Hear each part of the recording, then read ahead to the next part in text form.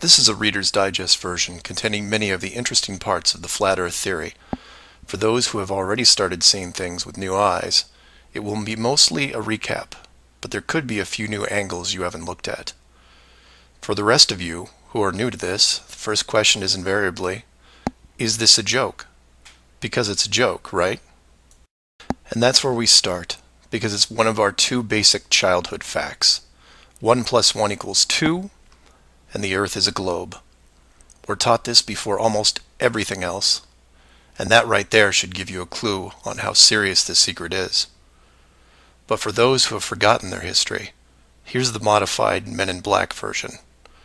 For the first 4,000 years of our civilization, we believed that the Earth was a flattish disk, surrounded by a solid dome barrier called the firmament. All of the 5 major religions had their own version of this, and the churches enforced the belief.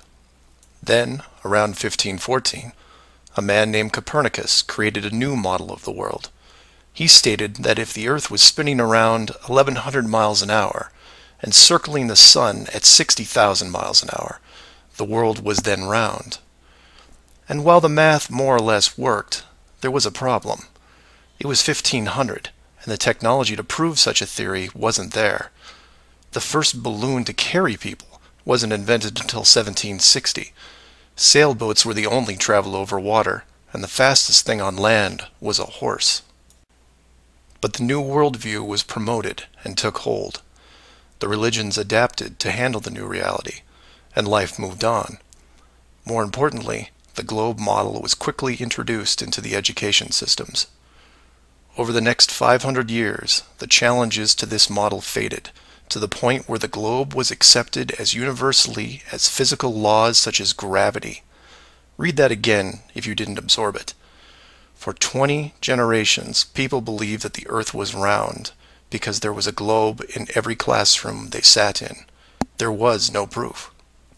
Hundreds of years went by, and still civilization had no way of proving the theory. Planes were invented around 1900, but until 1957, nothing could go high enough to give a true perspective of where we lived. And that's when everything got strange. The United States and Russia both sent up rockets high enough to take decent pictures, and what they saw scared them a great deal. How do we know they were extremely concerned about the sky? Because the US and Russia immediately started firing nuclear weapons straight up, and they kept firing for the next 4 years. A few things to keep in mind here. First, this was now 1958. Nuclear weapons were very expensive and hard to come by. These also weren't those nominal yield 20 kiloton toys we used on Hiroshima. This was high kiloton to low megaton, and we couldn't get them up fast enough. And the strangeness continued in other places. In 1959, only a year into the atmosphere bombardment, 10 nations, including the United States, made Antarctica off-limits to any colonization. A treaty was put in place and to this day remains intact. Over 50 nations now have signed off on this treaty. Do you know any treaty that has lasted that long between all industrialized nations? Moreover, do you know any piece of real estate in the world that is owned by no one? You would think at the very least one of the large oil companies would use their huge financial resources to explore this region, and yet they don't even petition the idea. The short version of the discovery is this. By 1958, the military had discovered the very solid upper and outer edges of our world, and had to create a way to put up do not enter signs without looking obvious. It was tricky, but if there is one thing I have learned about the authority, it's that nothing is left to chance. Most of the work had already been done for them, so their job was primarily in the details. The sky part of the dome was much higher than commercial air traffic, so the only thing they had to worry about there was the space program, which is immediately militarized. The outer border had the natural benefit of not only an extensive ocean, but a scaling decrease in temperature and a steady increase in iceberg frequency to discourage ships, all leading to a permanently frozen landmass that could not be used for any form of agriculture. This ocean and ice layout had worked well for thousands of years because the technology of the current civilization didn't evolve quickly. Sailors avoided cold weather seas whenever possible, and oxygen levels get low enough to harm people, even on high mountains. The brilliance of the design comes in the simple fact that human males are corrupted by power. Corruption so total, in fact, that they would rather hide the world itself rather than risk their power on it. You could theorize that kings and popes were told of the world a long time ago. Maybe an ancient scroll or book. Perhaps an interdimensional being told the tale of what the world looked like. But this was all but dismissed, because even the most powerful leaders of the day couldn't reach the borders. And if they couldn't, what chance did the general public have? It's one thing to be told of the giant impenetrable dome, but it's a whole different animal when you finally stand right next to it. Then the tough decisions have to be made. Do we keep the secret? And how far are we willing to go to keep the status quo? Once they decided to keep the secret, no expense was spared. The rapid progression of rocketry science had to be addressed quickly, and so the moon missions were created.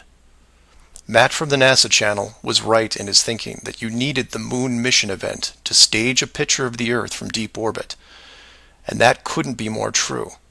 Establishing NASA as the frontrunner of space exploration also diverted people who would have otherwise created their own space companies for profit. The best engineers, technicians, and pilots were recruited to the NASA space program. Once there, they were compartmentalized on a need-to-know basis. The astronauts know of the deception and are sworn to secrecy under the penalty of whatever motivates them. Private space programs are discouraged, sabotaged, or absorbed into the NASA fold. Private sector spacecraft are just not going to be allowed for several reasons. The most obvious is the collision with the dome itself. The telemetry data from such a mission would show an impact failure at a certain altitude, and if repeated, would raise questions NASA just isn't prepared to answer. There are three perpetual questions about our world that can't be eliminated, but avoided at all costs. These are the questions you should ask yourself and others if this protective layer is going to be lifted. I'd like to preface this with a thank you to Max Malone, a conspiracy hardcore who has a knack for boiling down debates to a single paragraph whenever possible.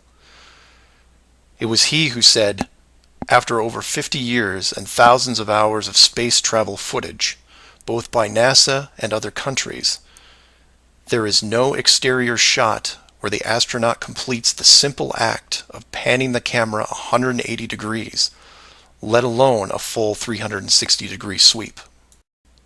This has never happened on any moon mission, exterior space station, nothing, ever. Statistics will tell you that this would have already happened by accident years ago, but it hasn't, and it won't. This is because of the rule they cannot break, the same rule that applies to television set shows that never show the fourth wall. Why? Because there is no fourth wall. Number 2.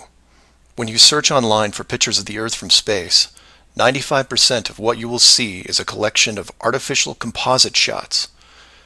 In 2000, when I did this search, there was exactly one picture by NASA showing the bottom part of Africa and Antarctica. Now that picture is hidden within hundreds of simulated images. There are HD cameras everywhere, and no one is taking a shot of the Earth, because you can't get enough altitude to do it. Number 3. The commercial air travel routes for the southern hemisphere are wrong. This is an easy thing you can check out in 60 seconds. Take a map reading of the distance between anywhere near Australia and anywhere in South America. It's a straight shot across the South Pacific. Now find your favorite travel site and try to get there non-stop. See what happens. The routes start turning ridiculous. I used to business travel for years, and I've never seen anything like it. It's the one thing in the general public world they can't hide, the actual distance between these two places. On a round world, the flight is easy, just a straight shot across an ocean. But on a flat world, it becomes the greatest distance between 2 points. There are no shortcuts, so they distract you with multiple connections and layovers. It's only blind luck that the United States was in the northern hemisphere. Otherwise, the increased traffic would have raised eyebrows by now. I know. It's madness. It's lunacy. There are people who will tell you straight to your face that all the leaders of the world are lizards, and yet these people laugh out loud when you say the words flat earth. I was, and still am, a huge conspiracy guy. I literally ran out of new tin hat topics to research, and I still wouldn't look at this one without embarrassment. But every time I glanced at it, there was something unresolved. And once I saw the near perfection of the whole plan, I was hooked. Do your own homework. Ask the questions. Get past the possibility and see if you can move into an even bigger picture. Like who built the dome and why. That's where it starts to get really interesting and things start opening up. I know I said years ago that the greater good was something that should be preserved. That JFK, Pearl Harbor, and 9/11 were inevitable. I still believe it, and I understand the decisions. The globe illusion, however, has run its course over the last 500 years. It's time to start again. If that means we end up getting the attention of who or what created this place and force the reset of the world, is that such a bad thing? I've put some links in the description that you might want to check out, like the current map projections used by the USGS, the United Nations logo, the Flat Earth Society, high-altitude nuclear tests, the Antarctica Treaty, among others. I'm not allowing ratings or comments on this video for several reasons. One, this topic seems to bring out the worst debates because of the initial denial. That, and I've seen dedicated trolls on the Flat Earth Society website who show up every day and say the same thing to new forum members. It's a joke. It's not serious. Nothing to see here. Kind of strange that there are full-time trolls on a site that has less than 500 members worldwide. That being said, please feel free to contact me at msargent23@comcast.net, or heck, just call 303-494-6631. I know no one uses the actual phone anymore, but I'll answer what I can.